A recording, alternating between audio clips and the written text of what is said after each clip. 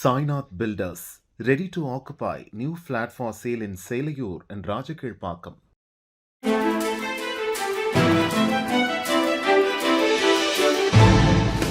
தட்டை, சீடை, முறுக்கு, ரிப்பன் போகடா, அதிரசம் என்ன வேணாலும் செய்யுங்க. ஒரே ஒரு 5 லிட்டர் இதய மந்த்ரா கடல் எண்ணெய் பேக் ஒரு மாசம் முழுசுக்கும் அத்தனை சமையல முடிச்சு விடலாம். இதய மந்த்ரா. மத்திய உள்துறை அமைச்சர் அமித் ஷா மதுரை வருவதற்கு முன்பே தமிழக அரசியலில் பல அதிரடி மாற்றங்கள் நடந்தது. பாரதிய ஜனதா பாமக கூட்டணியை உறுதி செய்ய திண்டிவனம் தைலாபுரம் தோட்டத்தில் ராமதாஸை ஆடிட்டர் குருமூர்த்தியும் முன்னாள் மேயர் சைதை துரைசாமியும் சந்தித்து பேசினர்.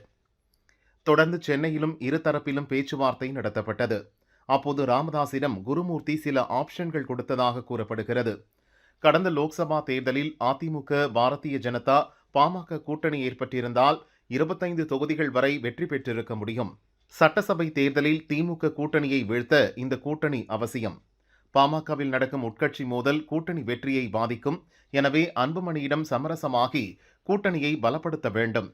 சட்டசபை தேர்தலில் குறைந்தபட்சம் 15, அதிகபட்சமாக 20 தொகுதிகள் உங்களுக்கு கிடைக்க வாய்ப்புள்ளது. கூட்டணி ஆட்சிதான் தமிழகத்தில் ஏற்படுத்தப்படும் என அமித்ஷா உறுதி செய்துள்ளார். பாரதிய ஜனதா கூட்டணி வெற்றி பெற்று ஆட்சி அமைத்தால் புதிய அமைச்சரவையில் 5 எம்எல்ஏக்களுக்கு ஒரு அமைச்சர் பதவி வழங்கப்படும். அதற்கு அமித்ஷா உறுதுணையாக இருப்பார். எனவே கூட்டணி முடிவை நீங்கள் அறிவிக்க வேண்டுமென குருமூர்த்தி சொன்னதாக தெரிகிறது. அதே நேரம் ராமதாஸ் தரப்பிலிருந்தும் சில கோரிக்கைகள் வைக்கப்பட்டுள்ளது. வட மாவட்டங்களில் 100 தொகுதிகளில் திமுகவுக்கு நாங்கள்தான் சிம்ம சொப்பனமாக இருக்கிறோம். அதனால் 35 முதல் 40 தொகுதிகளில் நாங்கள் போட்டியிட்டாக வேண்டும்.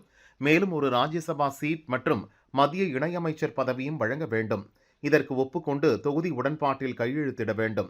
சம்மதமா என கேட்டு சொல்லுங்கள், அப்புறம் முடிவை சொல்கிறேன் என ராமதாஸ் தரப்பில் கூறப்பட்டுள்ளது.